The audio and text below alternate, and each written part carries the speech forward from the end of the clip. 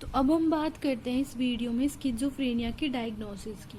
Schizophrenia की diagnosis की बात करें तो ICD-10 के अकॉर्डिंग मिनिमम जो है हमें एक क्लियर सिम्टम होना चाहिए एक इंडिविजुअल में, और दो या दो से ज़्यादा सिम्टम्स होने चाहिए अगर वो सिम्टम्स क्लियर कट नहीं है तो, ठीक है। बट अगर ये सिम्टम्स जो है 1 मंथ से ज़्यादा प्रेजेंट होने चाहिए। उसके साथ साथ अगर एक सिम्टम प्रेजेंट है या फिर अगर 2 सिम्टम है जो क्लियरली नहीं है, दोनों अलग अलग मतलब 2 सिम्टम्स है और वो क्लियर भी नहीं है, तो इसलिए 2 सिम्टम्स। और अगर एक सिम्टम कम्प्लीटली क्लियर है तो एक सिम्टम कब तक प्रेजेंट होने चाहिए, कम से कम एटलीस्ट 1 महीने या 1 महीने से ज़्यादा प्रेजेंट होनी चाहिए ICD-10 के अकॉर्डिंग, ठीक है। अब बात करते हैं DSM-4 की। DSM-4 के अकॉर्डिंग क्या है कि ये सिम्टम जो है, एक सिम्टम जो है वो कम से कम भी एक या एक से ज़्यादा सिम्टम जो है कम से कम वो कितने मंथ तक प्रेजेंट होना चाहिए, 6 मंथ तक प्रेजेंट होना चाहिए।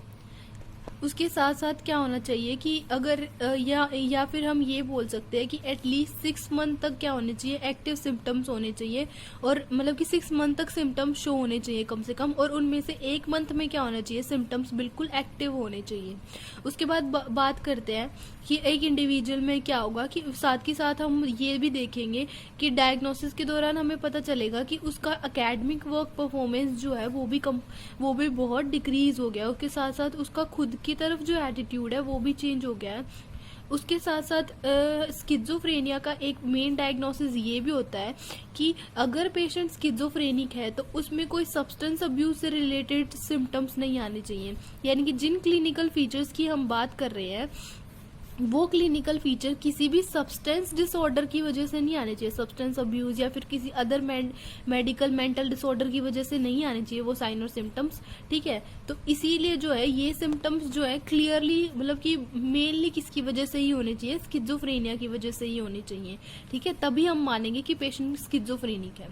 उसके बाद हम ऐसा कोई स्पेसिफिक क्राइटेरिया ऑल्दो है नहीं स्किज़ोफ्रेनिया को डायग्नोस करने का, लेकिन ये भी बोल सकते हैं हम कि सीटी स्कैन और MRI जो होता है, सीटी स्कैन और MRI में हमें क्या दिखता है, जो हमने पढ़ा था न्यूरोस्ट्रक्चरल थ्योरी जो थी एटियोलॉजी में, उसमें पढ़ा था कि जो लार्ज साइज होता है वेंट्रिकल का, यानी कि जो लेटरल और थर्ड वेंट्रिकल का साइज इंक्रीज होता है, वो भी कहीं ना कहीं स्किज़ोफ्रेनिया शो करता है। उसके साथ एट्रोफी हो जाती है सेरिबेलम की और लिम्बिक सिस्टम की और थैलेमस वगैरह की, तो वो भी किसके लिए रिस्पॉन्सिबल होता है, स्किज़ोफ्रेनिया के लिए रिस्पॉन्सिबल होता है। उसके साथ साथ क्या होता है, डिक्रीज वॉल्यूम हो जाती है कि ब्रेन वॉल्यूम जो है वो डिक्रीज हो जाती है, जिसकी वजह से भी क्या माना जाता है कि ये एक सिम्टम होता है जो किसके लिए रिस्पॉन्सिबल होता है, स्किज़ोफ्रेनिया के लिए रिस्पॉन्सिबल होता है। उसके साथ साथ जो हमारे सल्काइज प्रेजेंट होते हैं उनकी वॉल्यूम भी क्या हो जाती है, डिक्रीज हो जाती है, जो कि क्या है, स्किज़ोफ्रेनिया का एक मेजर सिम्टम है। अब हम बात करते हैं प्रोग्नोसिस की। तो प्रोग्नोसिस जो है स्किज़ोफ्रेनिया का वो मेनली डिपेंड करता है कि स्किज़ोफ्रेनिया का कौन सा टाइप है, मतलब कि स्किज़ोफ्रेनिया बेसिकली टाइप पे और उसके कोर्स पे डिपेंड करता है कि क्या प्रोग्नोसिस होगा। अब हम बात करते हैं कि प्रोग्नोसिस फैक्टर कौन से रिस्पॉन्सिबल होते हैं। 2 तरीके के प्रोग्नोसिस हो सकते हैं, या तो गुड प्रोग्नोसिस होगा किसी भी डिजीज का, या फिर पुअर प्रोग्नोसिस होगा। तो गुड प्रोग्नोसिस फैक्टर कौन से होते हैं और पुअर प्रोग्नोसिस फैक्टर कौन से होते हैं, ठीक है। गुड प्रोग्नोसिस फैक्टर में सबसे पहले हम बात करते हैं कि ऑनसेट कैसे हुआ है। अगर उसका ऑनसेट एक्यूट है या फिर एब्रप्ट है तो क्या होगा कि उसका जल्दी प्रोग्नोसिस मतलब कि वो जल्दी ठीक होने के उसके चांसेस होंगे।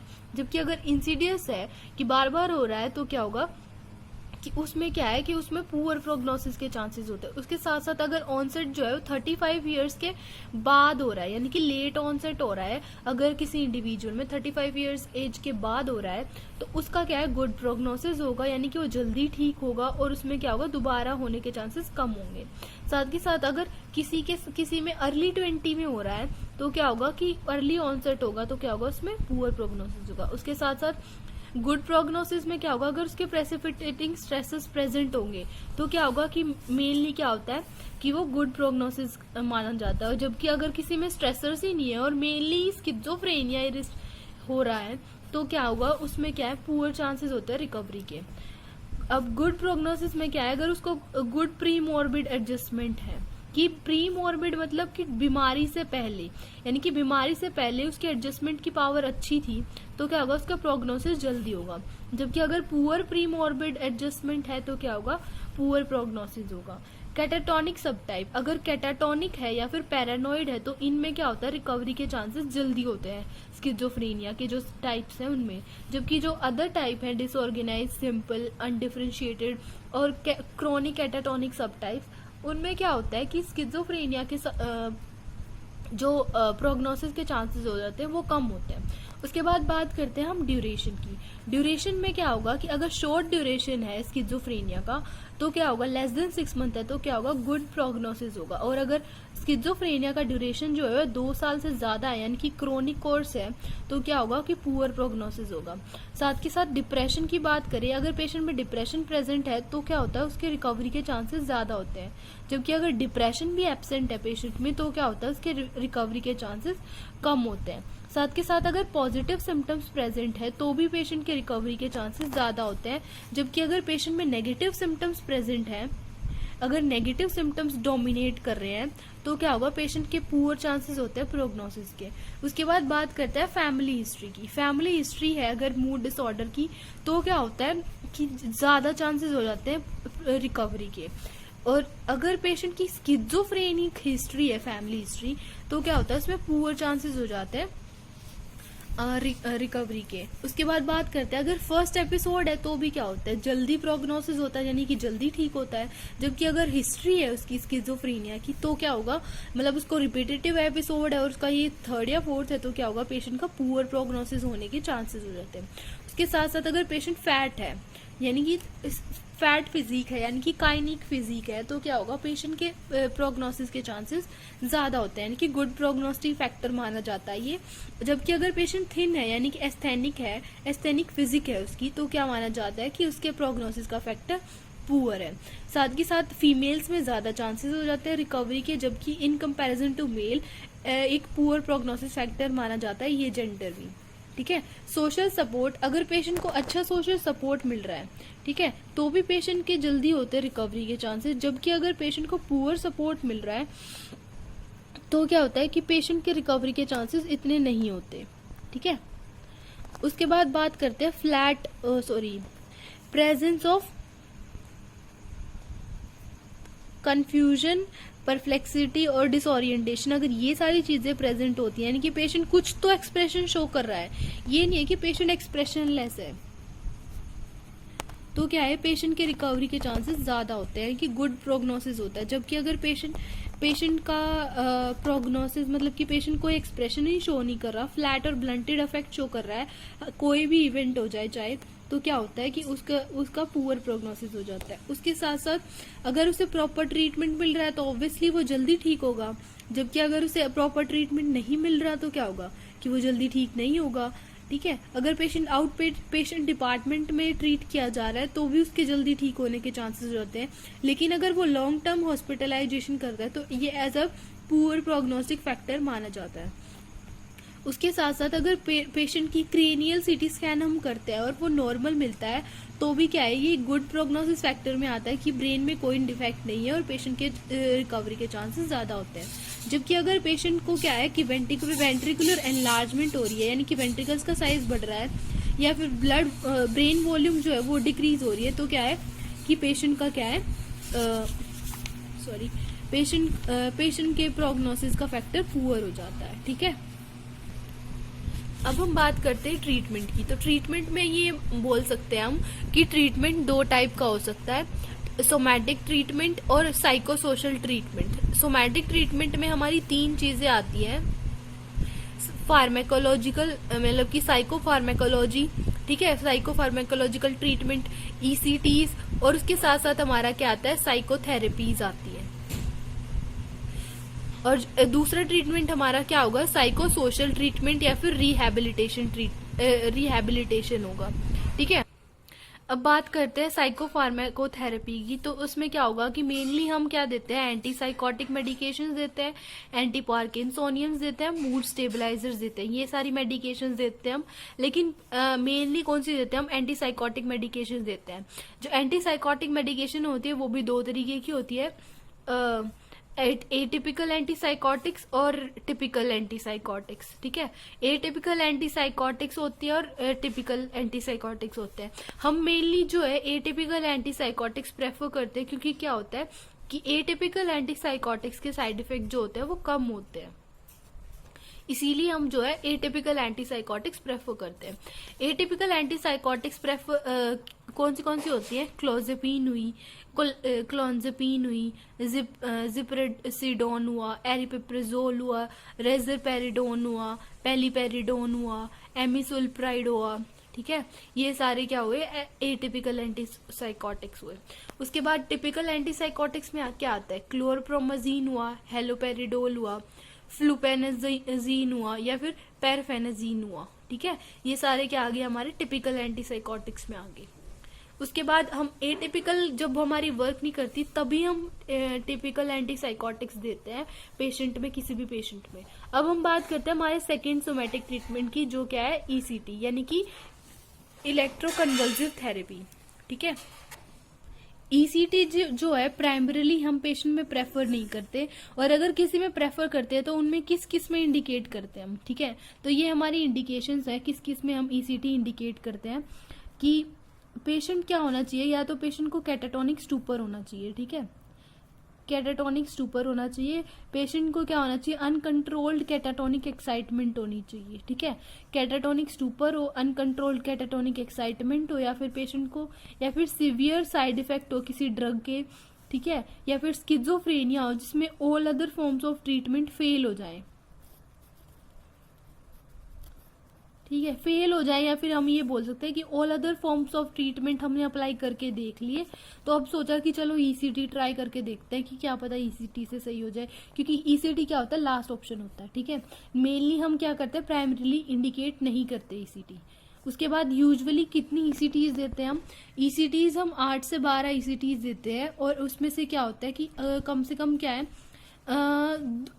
कब एडमिनिस्टर कैसे करते हैं कि 2 या 3 टाइम्स करते हैं पर एक वीक में, ठीक है। यानी कि 2 या 3 ईसीटी देते हैं हम वीक में एक बार, ठीक है। और वैसे तो 8 से 12 करते हैं, लेकिन कई बार क्या होता है हम 18 भी कर देते हैं। अगर पेशेंट बहुत ही पुअर रिस्पॉन्ड दे रहा है ईसीटी के लिए, तब हम 18 ईसीटीज पे जाते हैं। तो ये था हमारा सोमैटिक ट्रीटमेंट का सेकेंड, यानी कि ईसीटी, यानी इलेक्ट्रोकन्वल्सिव थेरेपी। अब हम बात करते हैं साइकोथेरेपी की। साइकोथेरेपी में हमारी बहुत सारी थेरेपीज आती है, आपने पढ़ा भी होगा। तो ग्रुप थेरेपी होती है, फैमिली थेरेपी होती है, और भी बहुत सारी थेरेपीज होते हैं। तो पहले ग्रुप थेरेपी की बात करते हैं। ग्रुप थेरेपी में क्या होता है कि पेशेंट को जो है वो डाइवर्ट करने की कोशिश करते हैं, ठीक है। पेशेंट का कम्युनिकेशन स्किल बढ़ाते हैं, उसकी प्रॉब्लम सॉल्विंग पावर बढ़ाते हैं, कि किसी भी ग्रुप सिचुएशन में वो कैसे कोऑर्डिनेट करेगा, कैसे वर्क करेगा, और कैसे अपने स्किल्स को इम्प्रूव करेगा, कैसे बिहेवियर सीखेगा, नया बिहेवियर कि ग्रुप में कैसे बिहेव करते हैं, कम्युनिकेट कैसे करते हैं, साथ के साथ उसका माइंड भी डाइवर्ट करने की कोशिश करेंगे हम, ठीक है। उसके बाद बात करते हैं हम फैमिली थेरेपी की। फैमिली साइकोथेरेपी में क्या होगा कि पेशेंट का हम क्या करेंगे? कम्युनिकेशन बढ़ाएंगे, उसके साथ साथ क्या करेंगे? जो फैमिली टेंशन्स है ना, यानी कि इंटर फैमिलियर टेंशन्स है, उनको क्या करेंगे? डिक्रीज करेंगे। उसके साथ साथ पेशेंट को जो हाई अमाउंट एक्सप्रेस्ड इमोशंस है ना, जो हाईली एक्सप्रेस्ड इमोशंस है, जो लाउड इमोशंस होते हैं, या फिर लाउड वर्डिंग्स होते हैं, या फिर लाउड रिजल्ट्स, या फिर जो भी बोले हम, वो सब क्या है? वो पेशेंट के पास आने से रोकते हैं, डिक्रीज करते हैं किसी भी फैमिली में। अब है बिहेवियर थेरेपी। बिहेवियर थेरेपी में क्या होता है कि पेशेंट का जो बिजारे बिहेवियर है, या फिर डिस्टर्बिंग बिहेवियर है, या डेविएंट बिहेवियर है, वो क्या करते हैं? हम डिक्रीज करवाते हैं, ताकि क्या करे? पेशेंट क्रेजी बिहेव ना करे, डिस्टर्ब्ड बिहेव ना करे, डेविएंट बिहेव ना करे, यानी कि नॉर्मल से हट के बिहेव ना करे। पेशेंट को क्या है? अप्रोप्रिएट बिहेवियर लर्निंग सिखाते हैं हम इसमें।